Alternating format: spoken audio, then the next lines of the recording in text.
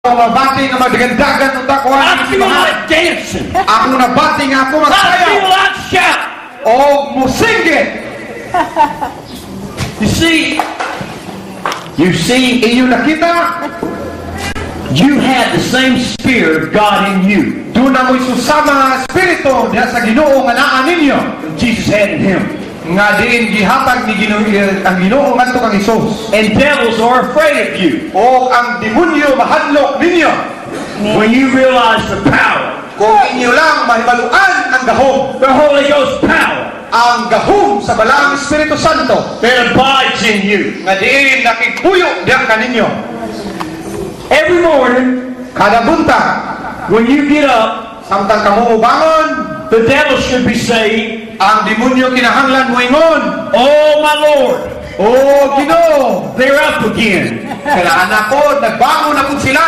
Every devil in hell O sila magakurog, should tremble magakurog. as you're arising every morning. Samtang kamo ubangon, matagbuntag. It's time for the saints of God Mo na ni ang panahon para sa mga santos balaan sa Ginoo. to arise in the power of the Holy Ghost Kamo barog diya sa gahom sa balaang Espiritu Santo. and conquer villages, O ilang uhaon ng ilang mga balangay. conquer cities, O ilang kampuhan ng mga syudad. and whole nations O ang tibuok nason for the glory of the kingdom of God. para sa himaya sa gingarian sa Ginoo. Amen. Amen. Oh, Holy Ghost, help me today. I want to try to teach a little bit, Tabangi ko karon kay and I want to get. Well, if the Holy Ghost comes, then we may not get out of here in 3 or 4 o'clock now. ilang mga pray karon. I love the church that I can go to where they don't put God in the box. Gusto ko sa simbahan kay wala nila gikural sa kahon ang Ginoo. We start at 10 o'clock. Magsugod ta ka alas 10, We may go to 6 o'clock. uli ta ka alas 9. If the Holy Ghost is moving, Kung magpapaliho ka pala ng Espiritu Santo, I don't want to leave. dili ka mo muhawa. I see some people getting nervous. Nakita na ako nga natubaan ng mga tao. I'll be limited by what the Holy Ghost wants. Kapag ako, limitado lang yun karon kay aron sa'yo ta mga uli. I remember my spiritual papa, Ako ginuman ang akong espirituhanon nga mahal. Dr. Ronnie Howard Brown. Kanto si Hard Brown. He once said Siya nag-ingon makausap. he had a pastor call him Doon na siya'y tawag sa pastor. on the phone. Diya sa telepono. He said, "Dr. Brown, Siya nag-ingon, Dr. Brown, you're not an apostle. dili man ka apostoles. You're not a pastor. Dili po ka pastor. You're not an evangelist. Dili po ka evangelista. You're not a teacher. Dili po ka magtutudlo. You're not a prophet. Dili po ka propeta. You are nobody. Pardon? You are nobody." Ikaw, wag gayoy pulos. And Ronnie said to him, Oo nga si Dr. Rudy nag-ingon niya, "Praise be to God. Nalaygo ng Ginoo. You, my sir, Ikaw, are an answer to prayer. mao ang tubag sa pagampo. My Lord has answered my prayer Ang akong Ginoo nagtubag sa akong mga pagampo. because I pray every day. Tungod kay ako nagampo kada adlaw. Lord, I'm nobody, Nga ako Ginoo mimuha nga way walay ako. but you're everybody. Apan ikaw mao ang tanan. So, sir, you're an answer to prayer. Mao nga, sir, mao na ang tubag sa akong mga pagampo. I'm nobody. Ako gayod dili tanan. You're nobody. Ikaw wala ka sa imong kaugalingon. But we got somebody. Apan nakabatong tao usa ka tao. Oh, praise God, we got somebody. Nakabatong tao somebody. And if we got that somebody, O kana ka maong siya. it makes us somebody. Naghimo nato nga usa kay nila. It makes us the son and daughter of the Most High God. O naghimo ka nato nga himutang anak ka babae o lalaki sa nabawang na Diyos. Praise God. Dalaygo ng Ginoo. Praise God forevermore. Dalaygo ng Ginoo sa walay katapusan. We read in the Bible Nagbasa ta sa Biblia. that a man had a son that was possessed by devils. Unya dunay tao, dunay anak nga gapo sa demonyo.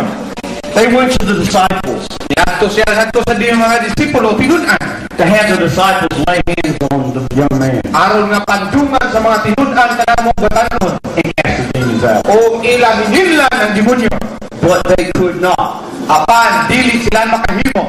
Jesus being merciful and gracious, O si Kristo nga puno sa kaluoy ug grasya. he didn't embarrass the disciples. Wa niya makagawi ang mga tinun-an.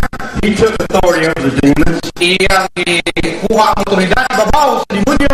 and he cast them out. O iyang hingilan patawas. Later on, O sunod niya the disciples came to him ang mga tinun-an miduol kadto kaniya. in private Diha sa sekreto. and said, Master, O gingon na galon.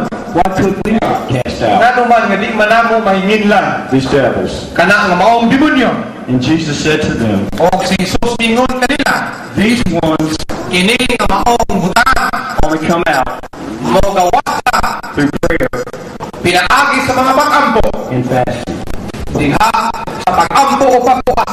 But notice this, Apan inyo na bantayan. at the time that Jesus cast the demons out, Kada panahon nga iyang hinlan ang demonyo pagawas. neither did he pray or did he fast. Wala ni siya ni ampo o ipuasa. You know why? Kay balawog ngano, He was in continual prayer and fasting. wala siya nagpuasa o nag-ampo patong pinagpadayon man siya ni anak nga maong patong.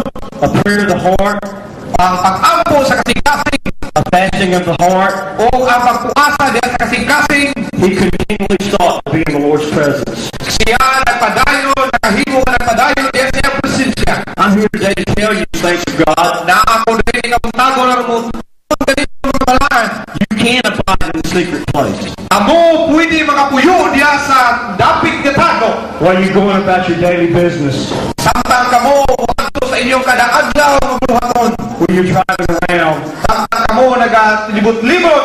when you're washing clothes, Samtang nagalaba mo sa inyong biste. no matter what you're doing, Bisan unsa ang inyong ginabuhat. you can be in the communion with the Father God. Pwede kamo nga makikambit diya sa atong Diyos nga mahal. One way you can do this Usa ka pamaagi niyong mabuhat ka na. is continually play in the Holy Ghost. Mao nga magpadayon kamo o ampo diya sa balang Espiritu Santo. Pray in the Spirit of God, Mag-ampo diya sa Espiritu sa Diyos. never ceasing, Ayaw gayon paghun mawalay hunong. communing with the Father God. O inyo kamo makitugtong sa amahan nga Diyos. And the Holy Ghost is praying the perfect will of the Father's heart. O ang balang Espiritu Santo nag-ampo sa higpit nga kabubuton sa kasing-kasing sa amahan. Into every area and every situation of your life. O sa tanan nga dapit o sitwasyon sa inyong kinabuhi. Amen. Amen. So the next time you're faced with a casting out of the devil, Mao nga sa kasunod nga inyong hinidlan gali ang demonyo. you're going to hear right from the Father God, Kinahanglan maminaw mo gikan sa amahan nga Diyos. and that demon has to come out O kana nga demonyo mo gawas gayon in Jesus' name. sa ngalan ni Ginoong Hesus. One more story and then I'm going to start. Usa lang yun ang kasugilanon dahil mo gawas na ta.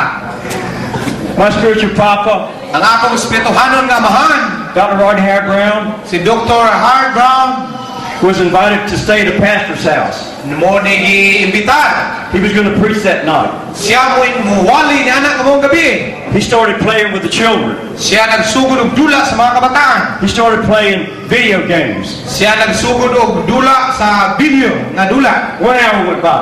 Usa ka adlaw 2 hours went by.